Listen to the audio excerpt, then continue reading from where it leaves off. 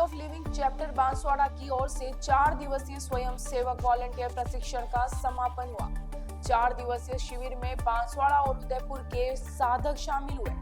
Art of living के DTC Vinita Joshi ने बताया कि इस प्रशिक्षण में आर्ट ऑफ लिविंग के प्रशिक्षक जितेंद्र जोशी ने वॉलंटियरों का ज्ञानवर्धन किया गया। इन 4 दिनों में साधकों ने आर्ट ऑफ लिविंग के संस्थापक आध्यात्मिक गुरु श्री श्री रविशंकर के उद्देश्य को समाज और घर घर पहुंचाने का संकल्प लिया।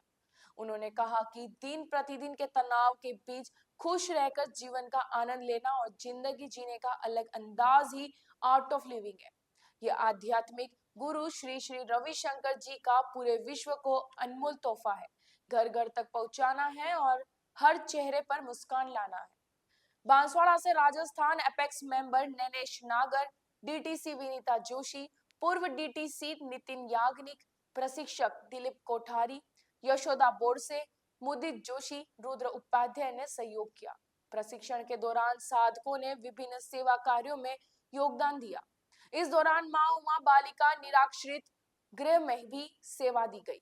इस दौरान डॉक्टर नंदिनी शाह, पूजा अधिकारी हिंद किशोर जोशी, योजना दवे ने सेवा की। वहीं गांवों में भी सेवा कार्य किया गया, जिसमें दीपिका जोशी, मंजू शर्मा, माया कोठारी, दिव्यांशी जलज, सुमित द्विवेदी ने आर्ट ऑफ लिविंग के बारे में जानकारी दी।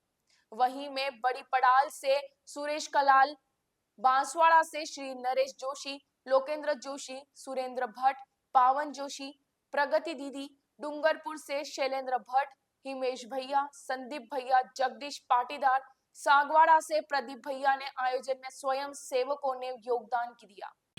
हमारा सौभाग्य मानता हूं कि आर्ट ऑफ लिविंग के सभी सदस्यगण यहाँ पर पधार करके माँ उमा निराश्रित बालिका गृह की जो बच्चियाँ हैं उनको इससे लाभान्वित किया। और हमारे जीवन को व्यवस्थित बनाने का मूल मंत्र यदि किसी के पास है तो मैंने देखा है कि वो है आर्ट ऑफ लिविंग।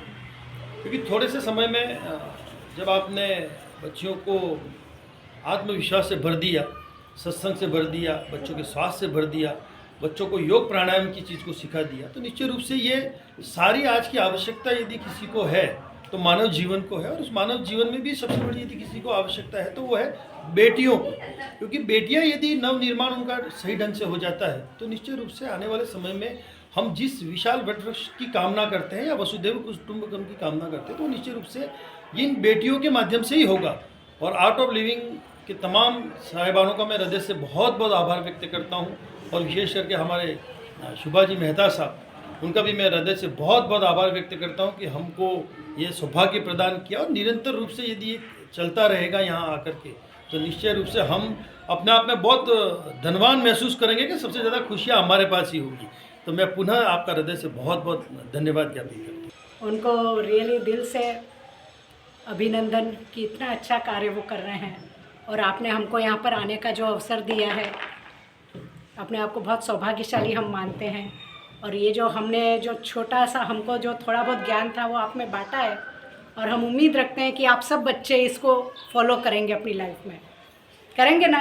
रोज़ अपने लिए थोड़ा थोड़ा समय निकालना और थोड़ी देर ध्यान में बैठना, प्राणायाम करना, थोड़े बहुत आसन भी। आज तो हमारे पास समय कम था लेकिन हम टाइम से आते रहेंगे और आपको सिखाते रहेंगे, पर आप लोग भी उसको फॉलो करना, ठीक है।